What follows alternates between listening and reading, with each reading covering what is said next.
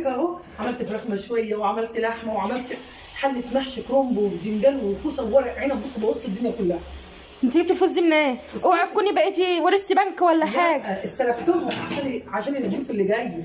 عملت بقى شويه حاجات حلوه قوي يا علا. تصوري ان كده يكون ناسي حاجه اعملها لهم كمان يا علا. كفته، عملتي كفته؟ عملت كفته، عملت كل حاجه تخيليه. صدق بقى في الاخر رحت عامله حله رز بشعريه تستاهل بقك يا بنتي يا علا. الله شوقتيني. طب انت ليه؟ وحله ملوخيه كبيره كده اهو. ما شاء الله الاكل بقى كوامي كوامي كوامي.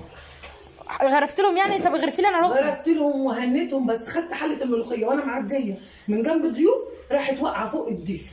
يا نهار ما ابيض. بقتش عارفه اعمل ايه. قعدت راحت قايمه ضرباني ما اعرفش لوحدها. اضربيها. اكنها اتجننت. رحت مديها بالبوكس في مناخيرها. مناخيرها تطبق. اول ما تطبق فضلت تضرب في دراعها على الاخر وقلت لها وسعي. ورحت ضربها بدراعها على الاخر. راح دراعها جاي في السرير فصحيت من النوم يا عمر. صحيتي من ايه؟ من النوم. نوم؟ حرام عليك، ارحميني.